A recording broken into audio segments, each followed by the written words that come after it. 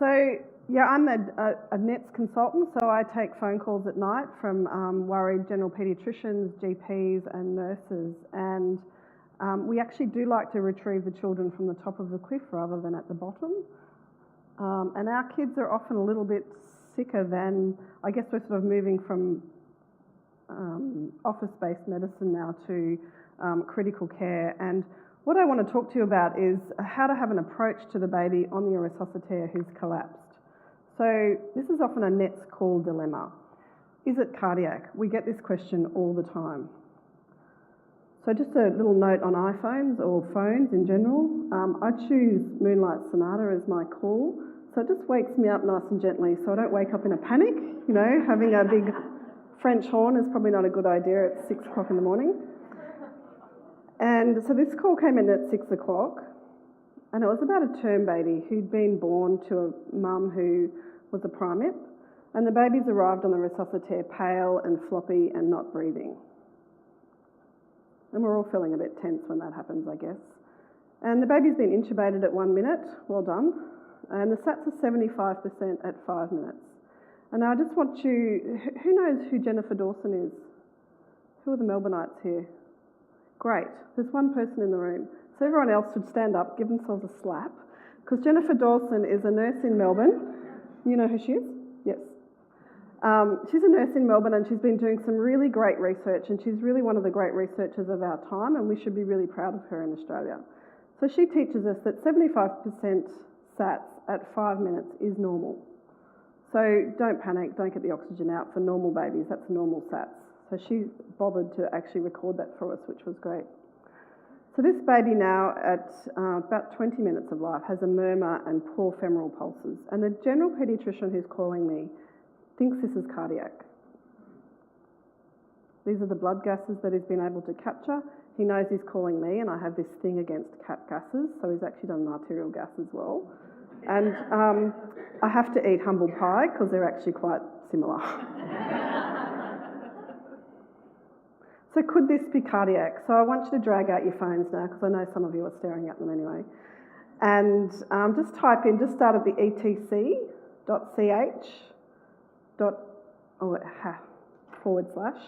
/N8SV. Just type that in.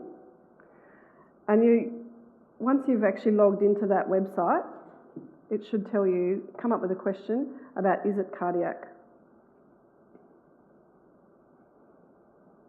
And I'll just gag Ari on the stage because he probably knows the answer. So have we all got that website? Everyone nod in unison? No? So while you're doing that, I'll just talk a little bit about the presentation preparation for this conference. It's really interesting as a consultant, actually. You get a registrar mentor, which I found really useful. I've learnt some really good tips off Grace. But I usually give this talk to my team to try and calm them down and get them to relax about how they're making these diagnoses on the resuscitator. And then Grace comes along and ramps up all my slides and make them all really exciting. So I'm hoping at the end you'll still arrive at the end of the retrieval feeling relaxed. So we've all done that. So now the live slides should come up with an answer. And you can see there the majority of people say yes. So that's usually what happens when I give this talk. So 126 people in this room say yes.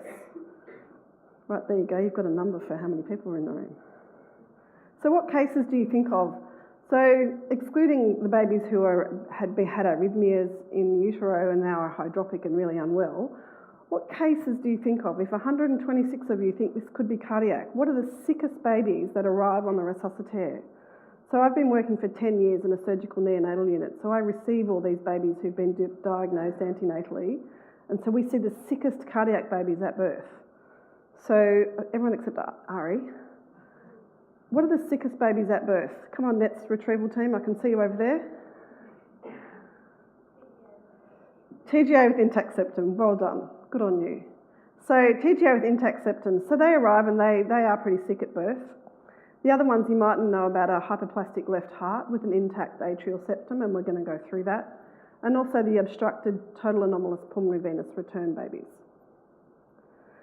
So I have got some videos from Cincy Kids, and I'd just like to acknowledge Cincinnati Children's because they've made these fantastic videos that normally go for longer than that. And they actually show the really nice action of the heart where it's like, you know, it's like milking a cow actually, so it sort of screws the blood out rather than what we traditionally think of it clapping its hands. So transposition of the great arteries, and Ari probably shouldn't listen to this either, but if I see this in retrieval, you can see it's quite parallel and it's quite easy on an ultrasound to make that diagnosis in a blue baby who's otherwise telling the same story. And so blood flow in a normal heart, this video will take you through. Oxygenated blood goes to the lungs via the pulmonary artery. We all know that. It's just a nice little video. And oxygen-rich blood goes to the aorta. And of course, in transposition then, that is all reversed. And you can see here the aorta is actually anterior in transposition, which isn't very well demonstrated in lots of other animations or drawings. So you can really get a picture there of how, if you see on an echo in retrieval that this vessel is anterior and it's got 3 arteries coming off it, then it probably is the aorta, not the pulmonary artery. So how does TGA with intact septum present? I've got to hurry up because Nikki over there tells me I can't go over time. So the APGARs in a TGA with intact septum are normal. They come out, they scream and they cry, and the parents are often surprised by this because the friendly cardiologist has told them that their baby's going to need resuscitation as soon as they're born. And actually, they do need urgent action, but they do come out and cry and often have APGARs of 9 and 9 despite being blue. And in New South Wales, if you're in a private hospital, they still get APGARs of 10 and 10. And shortly after they're born, they get metabolic acidosis and they get respiratory distress because they're not getting oxygenated blood to their tissues. We do have a little bit of time in retrieval, thank goodness. Fetal haemoglobin has a higher oxygen affinity than adult haemoglobin, and so we've got about 6 weeks for that to sort of totally turn over. So it's not all's lost if you're born out in the peripheries, and in New South Wales we see 8 of these a year, despite really good fetal cardiology and diagnosis. But if you've got an intact septum and you wanting to put up prostin, you're keeping the duct open, but it doesn't really help the situation very much. If you've got a tiny opening at the atrial level, you will increase your pulmonary vascular return to the left atrium and then the flow across the heart.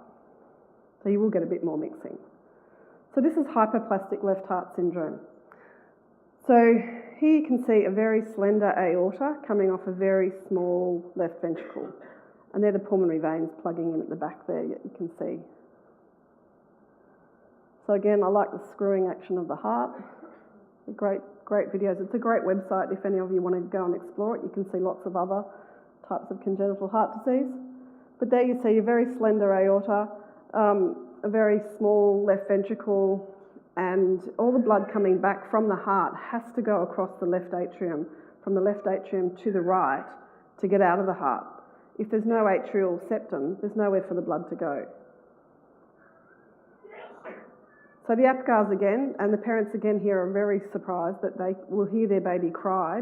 We often have these babies now born in the children's hospital, and they're in theatre within 15 minutes with a surgeon in their chest. But the parents do get to hear their baby cry before they get taken. And so their APGARs again are 9 and 9. If there's no atrial mixing, the blood from the lungs, as I said, has nowhere to go, and they become breathless and cyanosed at about 15 minutes.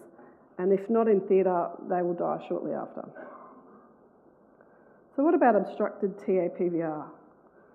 So this is where you have abnormal return of the veins to the central circulation.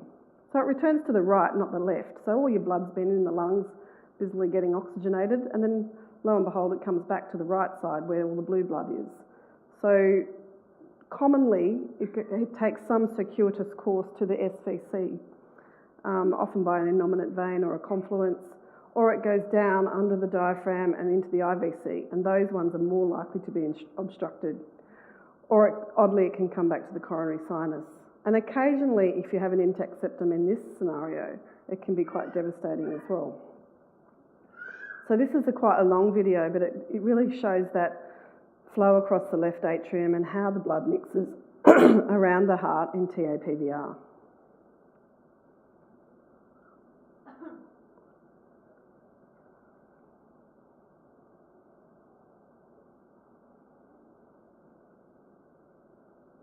So it sort of fruitlessly mixes with the blue blood then again in the right side. And then some crosses at the atrial level into the, and that's the only way it can get into the left side of the heart and back out to the body. And at NETS, we often retrieve these babies who are thought to have bronchiolitis actually, and they have unobstructed TAPVR.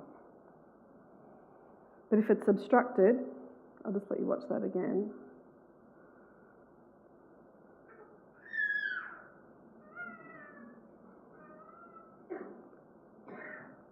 So again, they have good APGARs. They come out and they're in the flush of, I've just had my placenta, I'm all fine, everything's good. And but if their atrial communication is small or the veins are obstructed, they become short of breath really quickly. They get RDS and they get whiteout on the chest X-ray, which in neonatology, we always treat common things first. And so everyone thinks it's infection with PPHN. So they have exactly the same appearance as that. You can't really see it on the X-ray. Like I know, I take my registrars through the snowman syndrome. I don't think I've ever seen a good X-ray actually of a snowman. Like we see lots of eggs on strings, but no snowmen. So what is happening here? So you get right to left shunting at the atrial level and right to left shunting at the PDA level. So for me, being a person who believes the stethoscope or the ultrasound is the stethoscope of the 21st century, if I see that on an echo, I have to get a paediatric cardiologist to tell me it's not TAPVR. Because pure right to left shunting, even in babies with really bad PPHN, it'll be a little bit bidirectional, but if it's pure right to left, it's probably something else more sinister. And I really need one of my clever colleagues to come and sort that out for me. So the main message is that cardiac lesions present after the resuscitaire. They don't present on the resuscitaire when you have a baby arrive in that condition. And the only caveat to that is if the baby's been asphyxiated. And if the baby has been asphyxiated or has group B strep or looks particularly unwell, you need to treat that first. So commonly in retrieval we see left-sided lesions, about 20 a year in New South Wales.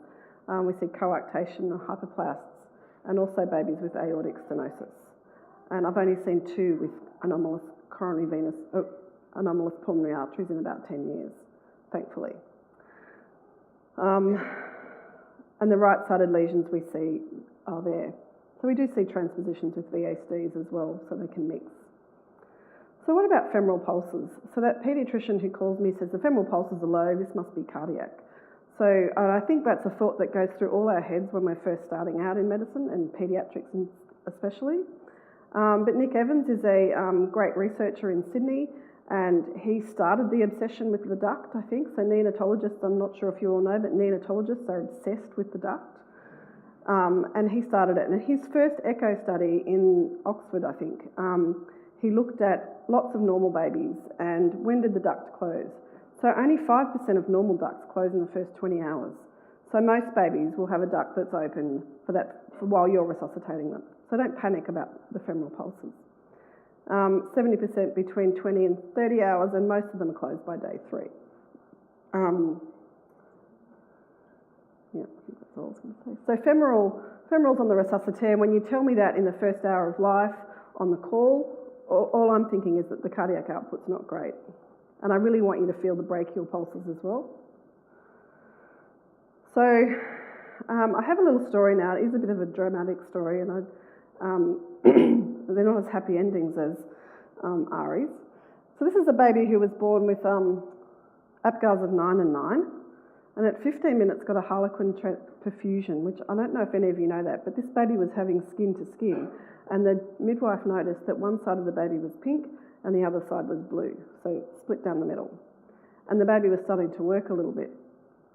So she put the baby on the resuscitaire and called the paed reg, who, when she came, she thought, yes, the baby's very unwell. And if there's some clever people in the audience, they'll know that Grace has given me a baby there with asymmetric crying faces, which is a bit of a clue to the diagnosis. And so the baby's very acidotic, but oxygenating reasonably well, and has a lactate of 8. So he's building up a metabolic load for some reason for a baby that was born completely pink and well about 20 minutes ago. But people may think that lactate is from the birth, understandably. So these are the OBS in 100% oxygen, and the registrar is resuscitating with 2 midwives, and she's called the paediatrician, who's about an hour away, because we're in metropolitan Sydney, everything's an hour away. So the temp was 34.8, the heart rate was tachycardic, she was tachypneic, and the SATs are 70. She didn't know about the pulses, she hadn't had time to look, there was no murmur, the baby was becoming mottled, and who's got time to feel a liver? Then the baby began gasping, and luckily she was in a hospital where she had a headset, so she could actually use a headset and resuscitate at the same time and get clinical advice from us. Yeah, so you can order French fries throughout Australia and the whole world with a headset, but you can't resuscitate a baby without being in the other room on the phone. So I would encourage everyone to get a headset. So she'd given 10 mils per kilo of saline, which seems to be the standard measure that you have to do. It's like holy water. We did wonder whether the baby had a subgaleal hemorrhage, and so we were feeling for a caput and wondering whether that was what was causing the problem. The baby then became bradycardic. The SATs were 20% in 100% oxygen. You're all feeling bad? So over an hour, the paediatrician then arrived. Excellent. He said, the baby's got an excellent tube, ventilated well, good rise and fall on the chest, but the baby's really pale and there's no palpable pulses. They'd started Prostin at 50 nanograms per kilogram per minute by the time someone could figure out how to load it up and get it running.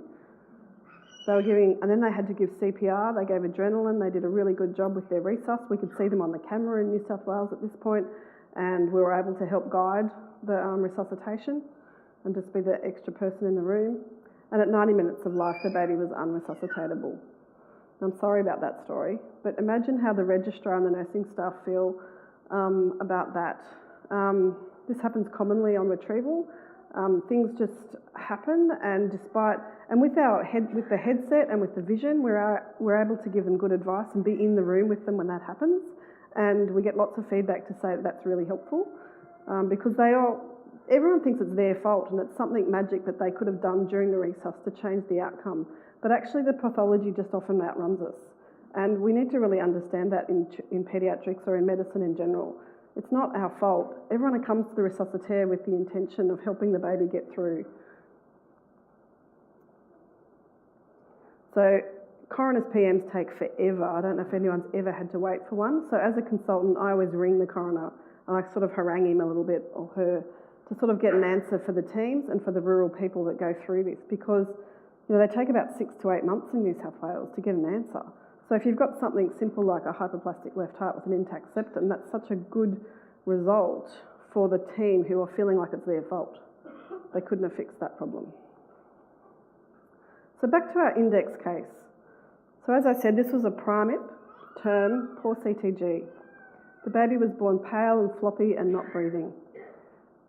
She'd been given some positive pressure ventilation. Her SATs were 75 at 5 minutes. She was intubated at 1 minute. There was a murmur, no liver edge, and the femoral pulses were poor. These were the gases. We've finally dug out a cord gas, which you can see there. The lactate is vaguely slowly improving. So again, if you can just dial into that website and just change the last 4 digits on the website. So for F.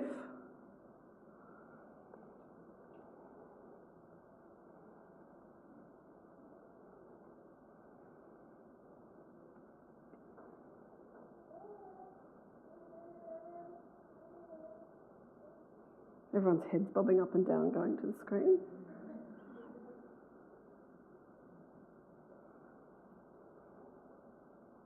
Have we got it? Let's see what the results are now.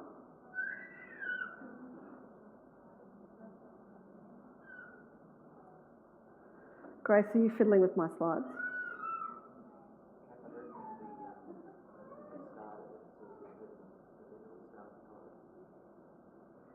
Yep, she's busily doing something there. Where is she? I can't see her.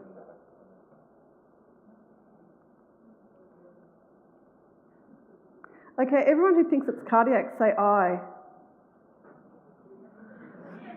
Excellent. So the most obvious answer to that is that it's actually, sorry, can I go back to my PowerPoint slides? Craig, anyone? The best answer, I guess, is unlikely. So it's probably not cardiac, it's probably most often not cardiac, but if it is cardiac, they're infected or they're asphyxiated or there's something else wrong, because this baby arrived unwell, and cardiac babies arrive well. So here we go, we're back. So I think what we need to think about with this baby is what do you need to do, and it's just your basics. You need to intubate and ventilate, perhaps start a good inotrope, because you've told me the femoral pulses are poor, so you want to help that heart as best you can. Try not to give too much fluid to it. This baby was cooled and had a really excellent outcome. And importantly, don't panic and start Prostin in these babies, because they're already acidotic and hypotensive, and Prostin only makes that worse. So if someone does talk you into it, because I've got a friendly cardiologist who says you should never die without Prostin running, make sure you have your inotrope running first. So the take-home messages for me are stick to the basics. ABC works in all of these circumstances. Even sick cardiac babies are born well. If you just slow down and get a headset and try and be calm, we can all usually work it out together. And take really good care of our staff. So even if we all stuff up sometimes in resusces, and what we want to try and achieve is our next resus to be better. So just make sure you all look after each other, sort of make sure you have a group hug or a good debrief afterwards, and make sure if you're doing the debrief that you're being gentle with the staff, because what you say now can affect their next resuscitation, and the worst thing that can happen is that they freeze or they don't behave as well as they did this time. What you're trying to achieve is a better resus next time. So there's lots of jobs going at NETS in New South Wales, so come and talk to me afterwards if you're interested.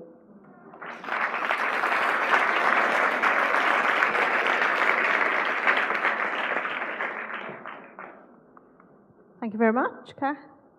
There's quite a bit going on Twitter. I think there are quite a few questions for you.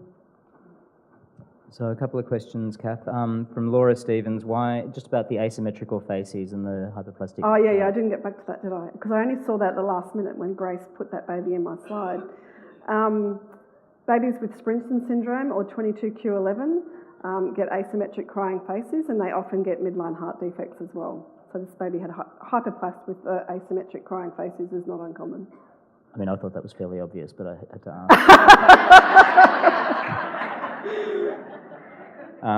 Stephen Heap asked about just about the headsets and the resuscitation. How do families feel about a phone conversation during their baby's resuscitation? Oh, look, that's an excellent question, actually. When we piloted cameras in New South Wales, we always make sure the parents are aware, and no parent has ever said, don't you dare use that camera. They all say, oh my God, please use the camera, because they know that they're getting expert help at the other end of the line. People in rural locations don't have many hands on deck, and actually, and it's live streaming, there's no recording, so we can't ever go back and look at the tape again, it's just live streaming. And so it's like we're in the room with them helping them out, and we can see the whole room, so we can be the team leader for them while they're intubating, doing CPR. We often can say, that person's been doing CPR for a long time, can you change them over? Or just little things. And the cameras actually are very therapeutic for children more than babies, but for children they often stand up and wave at us. So it's kind of a good sign of wellness. Yep. Fab, thank you very much. Okay, great.